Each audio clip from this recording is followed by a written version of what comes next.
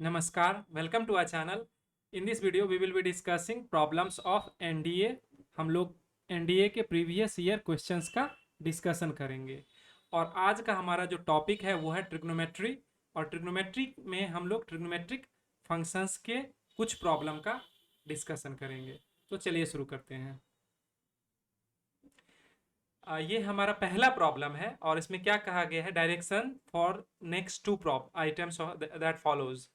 Given that tan alpha and tan beta are roots of quadratic equation this and b not is equal to 0, तो उस case में है हमसे पूछा जा रहा है कि tan अल्फा प्लस बीटा क्या होगा। तो सबसे पहले हम अपना क्वाड्रेटिक इक्वेशन लिखते हैं, x square plus b x plus c is equal to 0।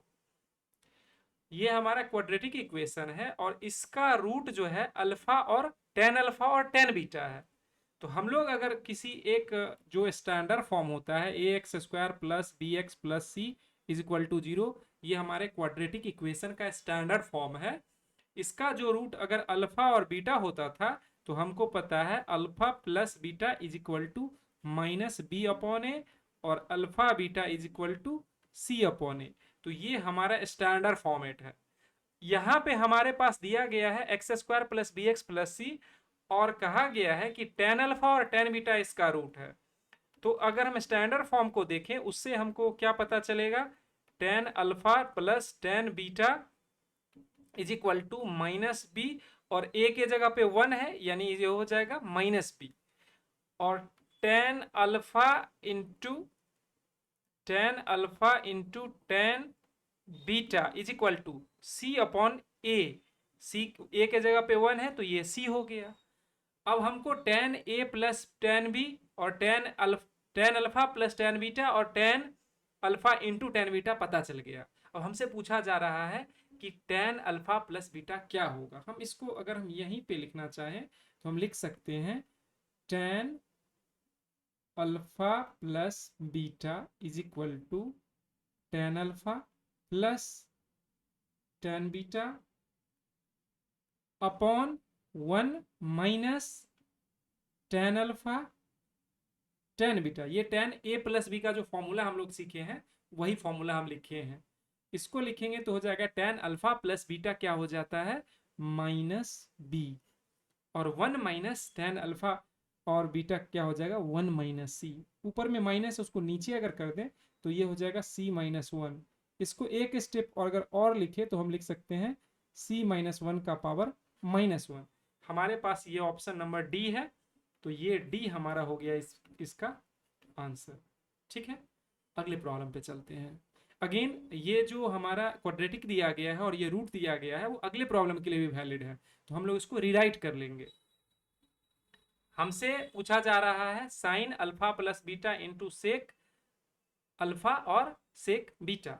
तो सबसे पहले तो हम लोग क्या कर लेते हैं कि टेन अल्फा प्लस बीटा, पहले क्वाड्रेटिक इक्वेशन जो हमारा था अगर वही लिखे तो x square plus b x plus c is equal to 0। तो हमारे पास क्या है, tan alpha plus ten beta is equal to minus B, और साथ में क्या है टेन अल्फा और ten beta is equal to क्या है, ये हमारे पास क्या है सी अपॉन 1 यानी कि सी। अब हमारे हमसे पूछा जा रहा है साइन अल्फा प्लस बीटा और इंटू सेक अल्फा और सेक बीटा। हमको पता है साइन ए प्लस बी जो होता है वो होता है साइन ए कॉस बी प्लस कॉस ए और साइन बी। तो यहां पे क्या लिख सकते हैं हम इसको, ये लिखेंगे sign alpha cos beta plus cos alpha sine beta, इसको ब्रैकेट में ले लेते हैं। और ये जो सेक वाला टर्म है हमको पता है कि सेक थीटा इज को लिख सकते हैं 1 अपॉन कॉस थीटा, तो इसको हम लोग डिनोमिनेटर में लिख लेंगे कॉस अल्फा और कॉस बीटा। अब इसको अगर हम डिवाइड करते हैं तो ये हो जाएगा, क्या हो जाएगा, sine alpha cos beta upon cos alpha और कॉस बीटा प्लस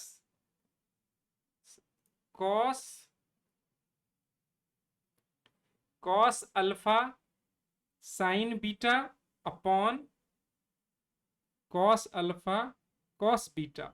इसमें से हम लोग क्या करेंगे, कॉस बीटा यहां कैंसिल हो जाएगा, कॉस अल्फा यहां कैंसिल हो जाएगा, तो क्या आ जाएगा ten alpha plus ten beta. और हमारे क्वाड्रेटिक इक्वेशन से क्या है, tan alpha plus tan beta क्या है माइनस बी, तो हम लोग लिखेंगे माइनस बी। ये हमारा हो गया फाइनल आंसर। तो हमारा ऑप्शन कौन सा हो गया, ऑप्शन नंबर बी हमारा इसका आंसर हो गया। ठीक है, अगले प्रॉब्लम पे चलते हैं। ठीक है, इसको देख लेते हैं हम लोग। हमको दिया गया है x is equal to sine 70 sine 50 और y is equal to cos 60 और कॉस 80। तो हम लोग एक्स वाई निकालने के लिए बोला गया है, तो एक्स वाई क्या हो जाएगा sine 70 into sine 50 into cos 60 और कॉस 80। सबसे पहले तो कॉस 60 जो होता है, cos 60 is equal to half होता है, तो हम लोग उसको हम यहां डाल लेंगे हाफ साइन 70 साइन 50 कॉस 80। ठीक है, अब इसमें हम क्या करते हैं, इसमें सिंप्लीफाई ऊपर नीचे हम क्या कर लेते हैं, हम लोग जब इस तरह का जब सीरीज होता है साइन और कॉस का रहता है, तो हम लोग क्या करते हैं ऊपर नीचे सेम टर्म से मल्टीप्लाई करते हैं। मतलब साइन टू थीटा क्या होता है, two sine theta into cos theta. हम लोग क्या करते हैं कि डिनोमिनेटर में ऐसा टर्म चूज करते हैं जो उसका दुगुना हम होता जाए। तो हम लोग क्या करेंगे, अगर इस 70 को अगर हम लिखना चाहें 1/2 साइन 90 माइनस 20, 70 को हम लिख सकते हैं, और इसी तरह से इसको लिख सकते हैं साइन 90 माइनस 40 और इंटू कॉस 80। इसका अभी लॉजिक एक सेकंड में आपको समझ में आ जाएगा। इसको हम लोग लिख देंगे कॉस 20, इसको लिखेंगे कॉस 40, इसको लिखेंगे कॉस 80। अब देखिए सब लोग सारा जो वैल्यू है वो दोगुना होता जा रहा है। अब हम लोग ये फॉर्मूला लगाएंगे तो हमारा काम बहुत इजीली हो जाएगा। तो हम लोग क्या करेंगे, ऊपर नीचे 2 साइन 20 लिख लेते हैं, तो ऊपर में क्या हो जाएगा 2 साइन 20 इंटू कॉस 20 और इंटू कॉस 40 और इंटू कॉस 80।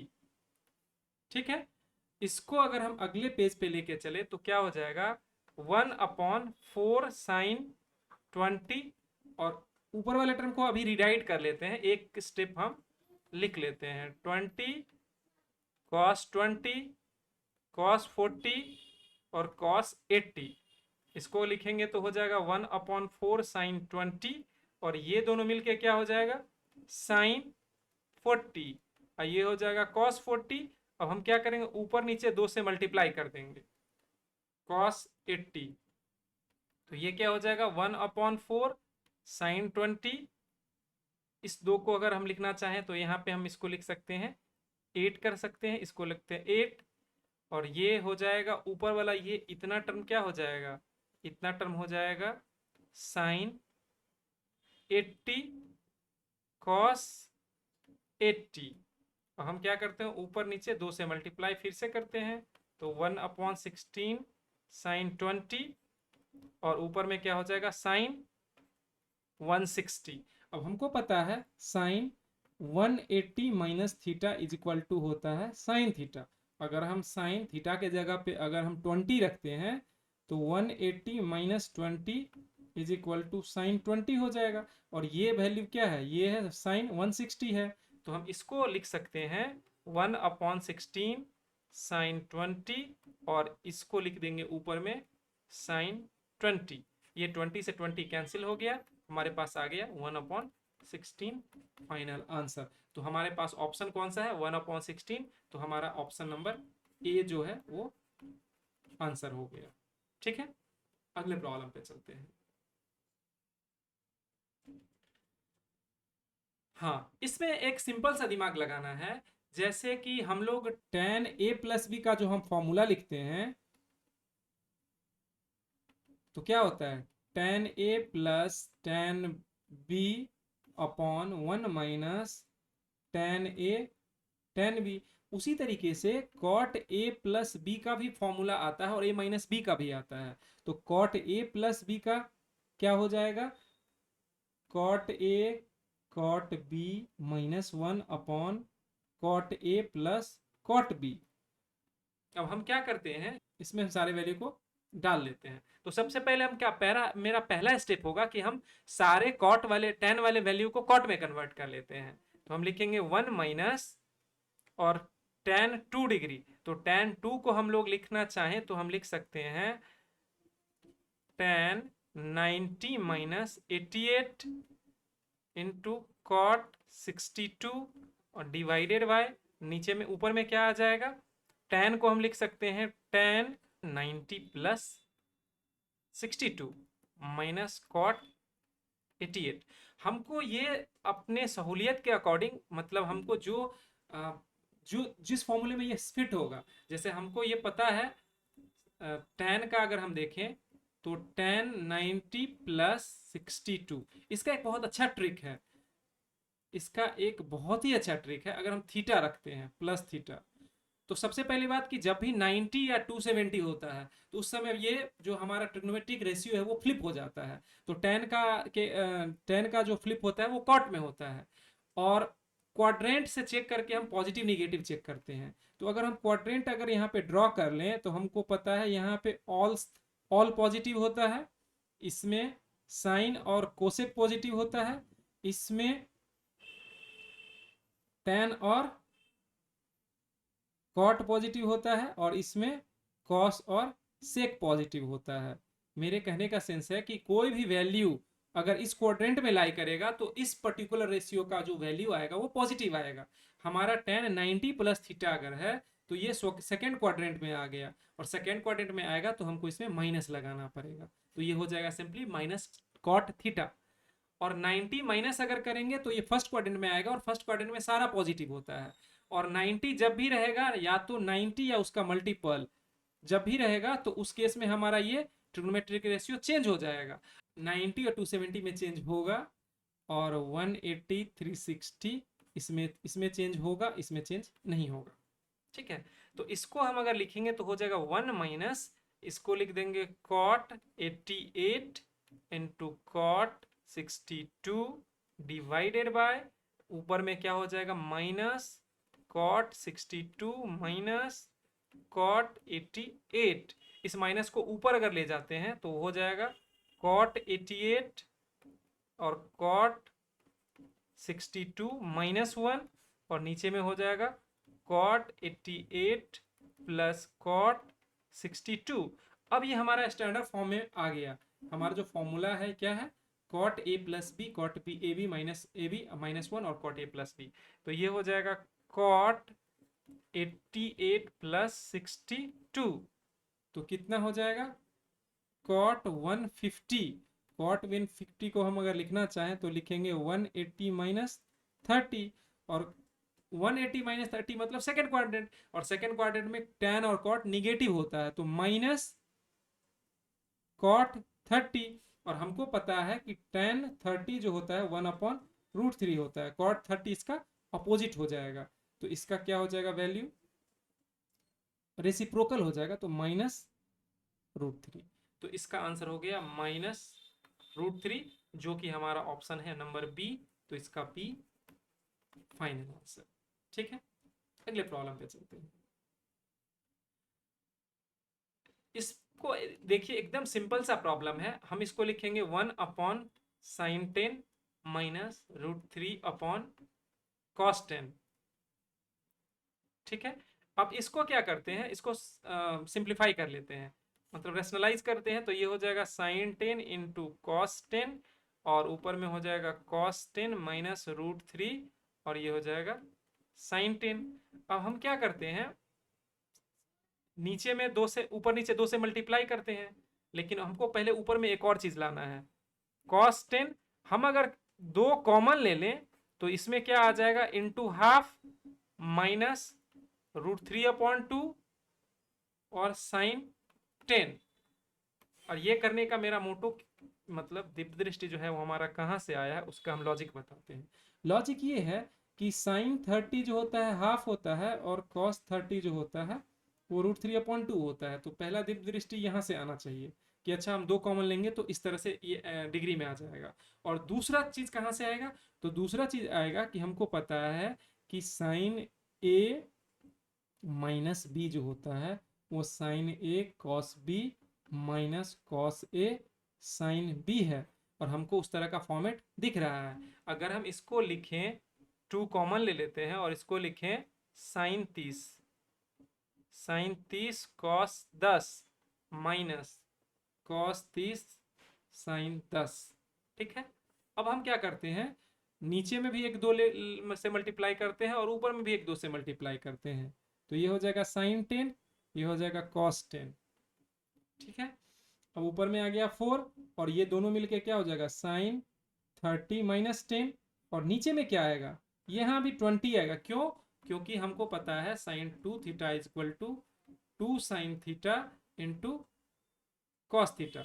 जो हमारे पुराने बच्चे हैं उनको तो पता होगा ही, लेकिन जो लोग नहीं जो एनडीए का प्रॉब्लम देख के नया देख रहे होंगे तो उनके लिए मैं बता दूं कि फॉर्मूला याद रखने का सबसे अच्छा तरीका है कि आप सारे फॉर्मूले को एक साथ रखिए, और जब प्रॉब्लम प्रैक्टिस कर रहे हैं आप इसको अगर याद करिएगा तो कभी याद नहीं होगा, लेकिन आप प्रॉब्लम जब बना रहे हैं सारे फॉर्मूले को सामने रखिए, प्रॉब्लम बनाइए, प्रॉब्लम में जब आपको कोई भी फॉर्मूला अगर जरूरत पड़े तो आप उस फॉर्मूले को देखिए, उसको यूज कीजिए, और ये प्रोसेस को आप रिपीट कीजिए कम से कम 2-3 महीना, 25-30 बार। जब उस फॉर्मूले को देखिएगा, उसके पैटर्न को समझिएगा, आपको एकदम दिमाग में वो सेट हो जाएगा और उसको आप भूलिएगा नहीं। और जस्ट इन केस अगर आप भूल गए तो आप अगर उस इंटरलिंकेज अगर फॉर्मूले को समझे हुए हैं तो आप उस मतलब 2 अलग फॉर्मूले से आप तीसरा फॉर्मूला भी निकाल लीजिएगा।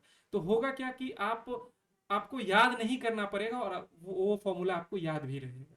ठीक है, तो ये हमारा साइन 2 थीटा का फॉर्मूला होता है 2 sine theta into cos theta, उसी को हम लोग यहाँ यूज करें। अब हमारे पास क्या आ गया, 4 साइन 20 डिवाइडेड बाय साइन 20, ये कैंसिल हो गया, इज इक्वल टू 4। तो हमारा आंसर आ गया 4। हमारे पास ऑप्शन नंबर डी है, तो डी हमारा इसका हो गया फाइनल आंसर।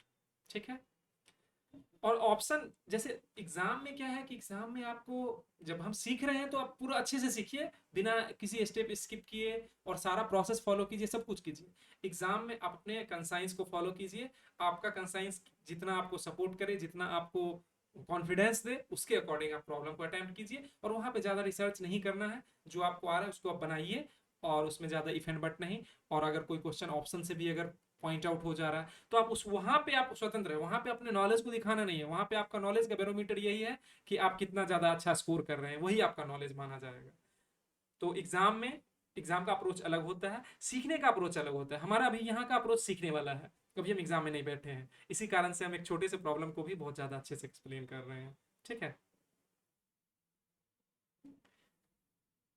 इसके लिए सबसे पहले मैं एक बताऊंगा, एक जो कि बहुत ज़्यादा यूज होता है ट्रिग्नोमेट्री में, एक फॉर्मूला होता है जिसको बोलते हैं कंपोनेंडो डिविडेंडो। तो बाई सी एंड डी सॉप कंपोनेंडो एंड डिविडेंडो। ठीक है, इसको शॉर्ट में हम लोग सी एंड डी आगे से लिखेंगे। तो कंपोनेंडो डिविडेंडो में हम लोग क्या करते हैं कि 2 फ्रैक्शन होता है, फ्रैक्शनल टर्म होता है, उसमें हम लोग लेफ्ट में जैसा काम, यानी इक्वलिटी के लेफ्ट में जैसा काम करते हैं वही काम राइट में करते हैं, और इसका हेल्प हमको ट्रिग्नोमेट्री में बहुत ज़्यादा मिलता है। तो हम लोग इसको करके देखते हैं। तो जैसे क्या लिखा हुआ है, sine theta is equal to 3 sine theta plus 2 alpha. तो हम क्या करते हैं, जो चूंकि साइन में हमको पता है कि साइन में पॉजिटिव टर्म पहले रहता है और नेगेटिव टर्म बाद में रहता है, और sine minus theta minus sine theta होता है, तो हम लोग जो बड़ा वाला टर्म है उसको न्यूमरेटर ऊपर में रखना चाहेंगे, और आप नीचे रखिएगा उससे कोई गलती नहीं आएगा, बस उसमें हो सकता है माइनस आ जाए, तो वो अल्टीमेटली जो है वो रिजल्ट सेम आएगा। बस एक अप्रोच की बात है कि आप किस तरह से शुरू करते हैं। तो इसके नीचे हम साइन थीटा ले आते हैं, तो इधर आएगा तो ये हो जाएगा 1/3। अब हम क्या लिखेंगे, by c and d, componendo and dividendo. ठीक है, बाय सी एंड डी हम क्या करेंगे, ऊपर वाले टर्म में हम क्या करते हैं, साइन थीटा प्लस 2 अल्फा, और प्लस साइन थीटा, और नीचे में क्या करते हैं, साइन थीटा प्लस 2 अल्फा और माइनस साइन थीटा। सेम चीज हम राइट हैंड साइड में करेंगे। क्या करें हम लोग, न्यूमरेटर वाले टर्म में डिनोमिनेटर को ऐड करें, तो हम लोग 1 प्लस 3 करेंगे, और सेम चीज न्यूमरेटर वाले टर्म में डिनोमिनेटर को हम लोग घटा दें। इम्प्लाइज हम लोग इसको अगर आप सिंप्लीफाई करें तो हम लोग को पता है sine c plus sine d, sine c plus sine d होता है 2 sine c plus d upon 2 into cos c minus d upon 2, और sine c minus sine d होता है, इसको हम हटा देते हैं, सी माइनस डी होता है 2 साइन, उसका उल्टा हो जाता है cos c plus d upon 2 और into sine c minus d upon 2। ठीक है, अब इसको हम यहां पे अप्लाई कर देते हैं। 2 साइन सी प्लस डी यानी कि theta plus 2 alpha plus theta upon 2 into cos theta plus 2 alpha minus theta upon 2 divided by 2 cos theta plus 2 alpha plus theta upon 2 into sine theta plus 2 alpha minus theta upon 2 is equal to -1 upon 2। ये sorry, ये क्या हो जाएगा, 4 और upon -2 यानी कि -2 हो जाएगा। तो यहाँ पे 2 से 2 कैंसिल हो जाएगा। अब क्या हम इसको लिखेंगे, ये हो जाएगा साइन और 2 थीटा अपॉन 2 अल्फा, तो ये हो जाएगा थीटा प्लस अल्फा, और इसमें से क्या होगा, थीटा और थीटा कैंसिल हो गया, तो ये हो जाएगा कॉस अल्फा। नीचे में क्या आ जाएगा, कॉस थीटा प्लस अल्फा, और इधर क्या आ जाएगा, साइन अल्फा। नीचे में वही चीज है, तो ये भी ये कैंसिल हो जाएगा, इज इक्वल टू -2। अगले पेज पे इसको लेके चलते हैं, तो अगले पेज पे क्या आ जाएगा, sine theta plus alpha upon cos theta plus alpha cos alpha upon sine alpha is equal to -2। तो हो जाएगा sine theta plus alpha cos theta plus alpha is equal to, इधर जाएगा तो हो जाएगा -2 tan अल्फा। इसको एक लाइन और लिख ही लेते हैं, 2 sine alpha upon cos alpha. अब हमारा ये क्या हो गया, tan theta plus alpha is equal to -2 tan alpha. अब हमारा प्रॉब्लम क्या पूछ रहा है, हमसे पूछ रहा है दोनों का सम, तो हम इसको एक साथ कर लेंगे। tan theta plus alpha plus 2 tan alpha is equal to 0। ठीक है, हमसे अब पूछा क्या गया है, दोनों का सम क्या होगा, तो ये हो जाएगा 0। इसका ऑप्शन क्या हो जाएगा, ऑप्शन नंबर बी। ठीक है, अगले प्रॉब्लम पे चलते हैं। इसमें दो तरीका हो सकता है। एक तरीका ये हो सकता है कि आपको साइन 18 का जो वैल्यू होता है वो √5 -1 अपॉन 4 होता है, और दूसरा इसी से हम लोग अगर cos 18 निकालें तो हो जाएगा √1 माइनस साइन स्क्वायर 18, जो कि हो जाएगा √1 माइनस √5 -1 का होल स्क्वायर अपॉन 16। तो ये हो जाएगा 16 माइनस 5 प्लस 1 माइनस 2√5, और ये नीचे में फिर से 16 आएगा, इसको हम बाहर निकाल लेते हैं, 1/4 अंडर रूट, और ये हो जाएगा 16 में से 6 निकल जाएगा, तो हो जाएगा 10 माइनस और माइनस प्लस 2√5। तो ये हमारा कॉस थीटा हो गया। दोनों को अगर हम डिवाइड कर देते हैं तो साइन 18 अपॉन कॉस 18, मतलब कि tan 18 इज इक्वल टू, ये हो जाएगा क्या, √5 -1 अपॉन 4, और नीचे वाला 4 ऊपर चला जाएगा, √10 और माइनस माइनस प्लस 2√5। ठीक है, तो 4 कैंसिल, इसका आंसर आ गया √5 - 1 और √10 + 2√5। तो इससे हम लोग यहाँ पे आंसर टिक कर सकते हैं, इसका ए आंसर इसका हमारा सही आंसर है। लेकिन हम आपको इंसिस्ट करेंगे कि आप साइन 18 का भी डेरिवेशन सीख लें, और इसके लिए मैं थोड़ा हिंट दे देता हूं, और बाकी काम आप खुद कीजिए और आप बताइए कमेंट में कि आप इसको कर पाए कि नहीं कर पाए। तो जब भी 18 अगर है, जैसे मान लेते हैं ए इज इक्वल टू 18 डिग्री है, तो इससे क्या हो जाएगा 5a is equal to 90 degree. तो हम क्या करते हैं 3a is equal to 90 minus 2a cos 3a, तो लिखेंगे क्या हो जाएगा cos 90 माइनस 2a, ये हो जाएगा sin 2a। अब आप क्या कीजिए, इसको लिखिए 4 cos qa minus 3 cos a is equal to 2 sin a cos a। अब दोनों में से क्या कीजिए, दोनों में से हम दोनों को एक तरफ पहले 4 cos qa minus 3 cos a is equal to 2 sin a cos a, दोनों को एक तरफ अगर हम ले आते हैं तो 4 cos qa minus 3 cos a minus 2 sin a cos a is equal to 0। इसमें से हम लोग क्या करते हैं cos a निकाल लेते हैं, तो क्या हो जाएगा 4 cos स्क्वायर a माइनस 3 और इसमें से minus 2 sin a is equal to 0। अब अगर cos a अगर 18 है तो cos a 0 तो होगा नहीं, तो 0 इसी को होना पड़ेगा, तो 0 ये हो जाएगा 4 और 1 minus sine square a minus 3 और minus 2 sine a is equal to 0। तो हो जाएगा 4 minus 4 sine square a minus 3 और minus 2 sine a is equal to 0, यानी कि माइनस 4 साइन स्क्वायर a और माइनस 2 साइन a, और ये मिलके बन जाएगा 1 + 1 इज इक्वल टू 0। इसमें से अगर माइनस को कॉमन ले लिया जाए तो sine square a plus 2 sine a minus 1 is equal to 0। इससे अगर हम साइन a का वैल्यू निकालेंगे तो क्या हो जाएगा, हमको ये क्वाड्रेटिक इक्वेशन है, तो क्या होता है minus B plus minus under root B square minus 4ac upon 2a।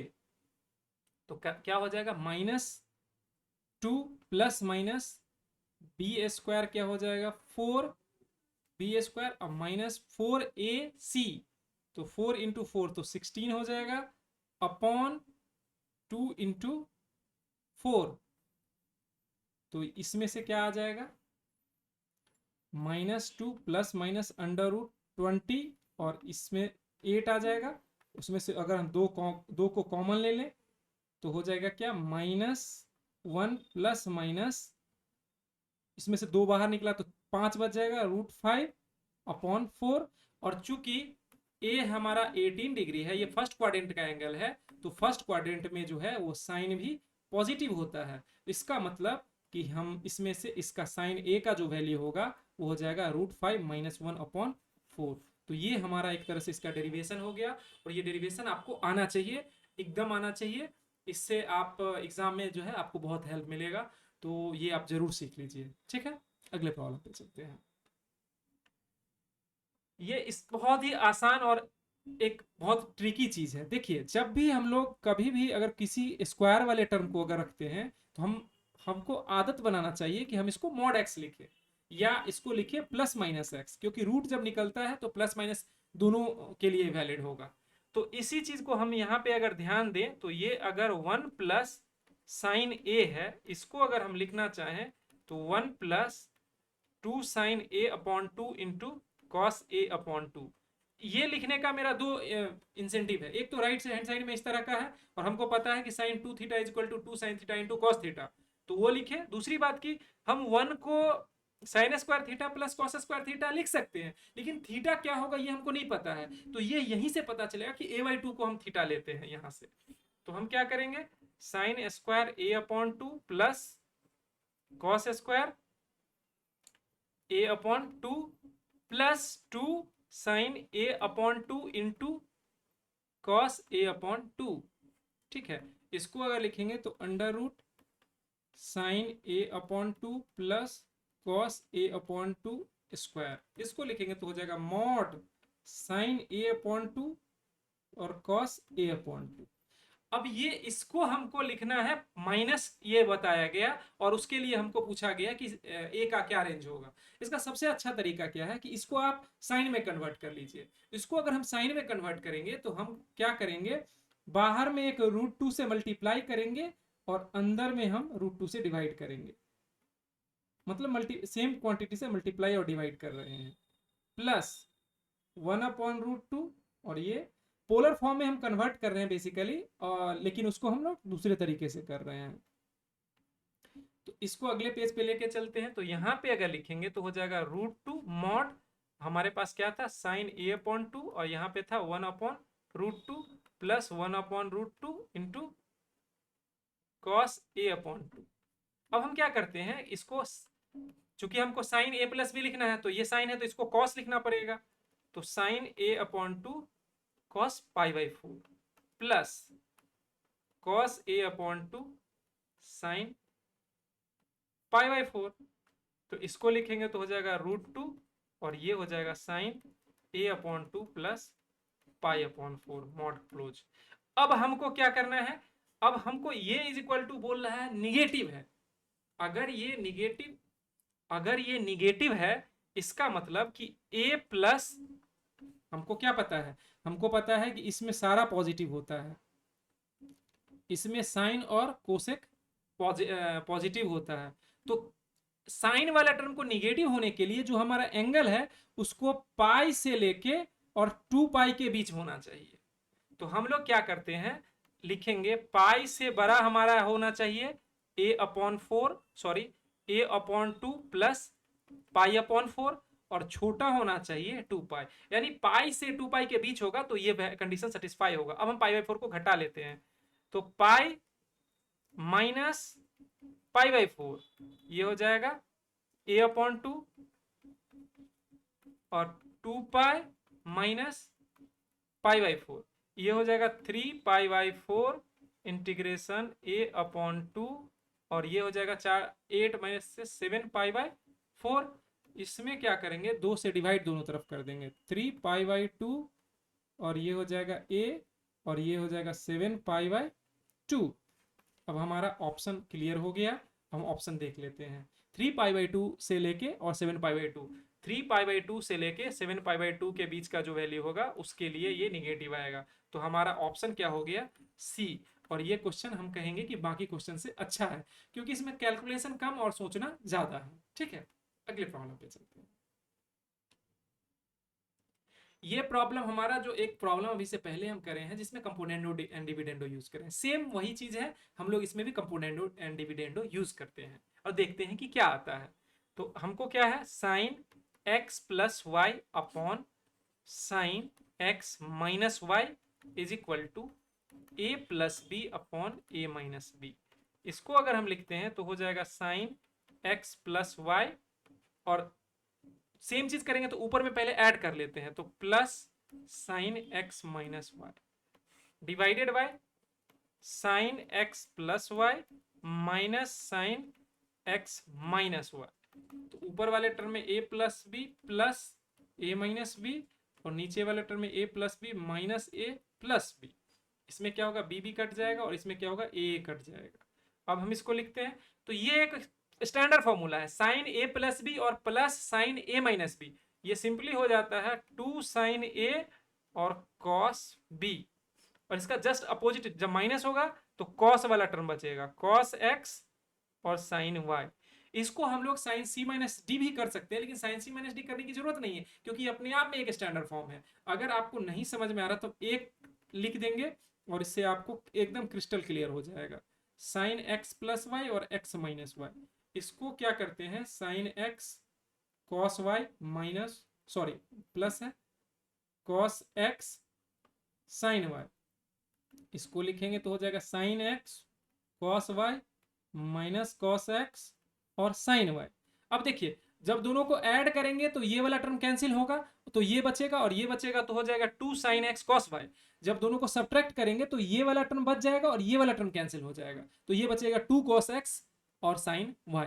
वही चीज हम लिखे हैं, इज इक्वल टू, ऊपर में आ गया 2a और नीचे में आ गया 2b, 2 से यहाँ 2 कैंसिल हो जाएगा, तो हमारे पास क्या आया, हमारे पास आया tan x, और अगर इसको उल्टा करके लिखें तो ये हो जाएगा upon tan y is equal to a upon b। ये हमारा हो गया आंसर। हमसे पूछा क्या जा रहा है, tan x upon tan y, तो ये हो जाएगा सिंपली a अपॉन b। हमारा आंसर हो गया a। ठीक है, अगले प्रॉब्लम पे चलते हैं। और हमारे इस वीडियो का last but not the list, ये बहुत ही कंसेप्चुअल प्रॉब्लम है, तो हम लोग इसको देख लेते हैं। कह रहा है कि suppose A cos A is given if only one value of cos a upon 2 is possible then a must be। एकदम सिंपल सा प्रॉब्लम है। इसके लिए हम क्या करेंगे, हम cos x का ग्राफ ड्रॉ करेंगे, क्योंकि ग्राफ में ज्यादा विजिबल होगा। तो cos x का अगर हम ग्राफ ड्रॉ करें, ठीक है, ऐसे करके, ये वाला कौन सा वैल्यू है, π/2, ये क्या है 3π/2, ये क्या है 5π/2। इस तरीके से इसको अगर इधर देखें तो ये हो जाएगा -π/2। ठीक है, अब एक चीज गौर से हमको देखना है, cos a अपॉन 2 का कह रहा है वन वैल्यू। cos का अगर देखा जाए, अगर पेरियोडिक उसका जो वैल्यू पेरियोडिक होता है तो वो वैल्यू तो रिपीट करते रहता है। तो cos का वैल्यू हर एक पॉइंट पे दो वैल्यू होता है, लेकिन अगर वो वैल्यू यूनिक अगर चाहिए तो देखिए, यहाँ पे अगर इसका वैल्यू 1 है तो यहाँ पे भी इसका वैल्यू 1 है, यहाँ पे इसका वैल्यू 0 है तो यहाँ पे भी इसका वैल्यू 0 है। अब अगर cos का वैल्यू हम अगर एक वैल्यू चाह रहे हैं, तो एक वैल्यू चाहने के लिए हमारे पास एंगल को देखना पड़ेगा, और चूंकि a अपॉन 2 है, a अगर सिर्फ cos a के बारे में अगर कहता तो a का अगर π/2 का ऑड मल्टीपल, यानी कि π/2 का 2n+1 अगर ऑड मल्टीपल अगर होता, तो जब भी कोई cos अगर a ये होता तो किसी भी वैल्यू के लिए क्या होता, चूज करते तो cos का वैल्यू 0 आता, तो वो एक यूनिक वैल्यू आता। लेकिन यहाँ पे हमसे कहा रहा है cos a अपॉन 2 का यूनिक वैल्यू होना चाहिए, पहले से ही a अपॉन 2 है, तो हम ऑड मल्टीपल अगर पाई का लेते हैं 2n+1 पाई, तो इस केस में क्या होगा कि cos a अपॉन 2 जो होगा, cos a अपॉन 2 जो होगा वो 2n+1 π/2 होगा। और उस केस में क्या होगा कि इसका हमेशा वैल्यू क्या आएगा, 0 आएगा, और जो कि 1 वैल्यू पॉसिबल है। और इसके अलावा अगर पेरियोडिक चुकी है, तो अगर इवन पाई आता तो उस केस में +-1 आते रहता, तो वो फ्लक्चुएट करता। लेकिन 0 पे ऑड π/2 पे जो है, ये इसका वैल्यू हमेशा 0 आएगा, जो कि यूनिक है। तो इसमें हमसे यही चेक करना चाहता है कि हम इस चीज को समझ पा रहे हैं कि नहीं समझ पा रहे हैं, कि cos का ऑड π/2 में वैल्यू 0 होता है, और चूंकि यहाँ पे a अपॉन 2 की बात कर रहा है, तो हम लोग को cos का 180 का ऑड मल्टीपल देखना पड़ेगा, ताकि जब a से 2 से डिवाइड होगा तो वो अपने आप ऑड मल्टीपल ऑफ π/2 बन जाएगा। तो इस केस में हमारा आंसर हो गया C। ठीक है, thank you for watching this video. अगली वीडियो में हम लोग रिमेनिंग प्रॉब्लम का डिस्कशन करेंगे। Thanks again.